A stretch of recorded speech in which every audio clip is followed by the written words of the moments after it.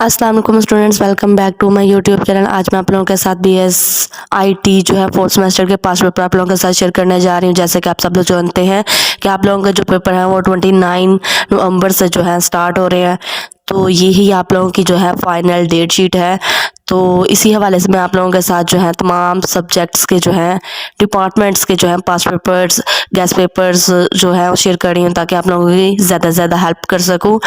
और अगर आप लोगों ने अभी तक मेरे यूट्यूब के चैनल को सब्सक्राइब नहीं किया तो सब्सक्राइब करके साथ में दी गए बेल के नोटिफिकेशन को प्रेस करके ऑल पे सेट कर दें ताकि आपको मेरी आने वाली हर वीडियो का नोटिफिकेशन मिल सके। तो इसके साथ साथ आप देखते जाएं कि मैंने BSIT के जो है पास पेपर आप लोगों के साथ शेयर कर रही हूँ। अगर आप लोगों को इसमें से कोई पेपर ब्लर या किसी पेपर की समझ नहीं आ रही तो मैं वॉइस जो है उसके रिकॉर्ड कर दूंगी, तो आप इन सब पेपर्स को देख लें।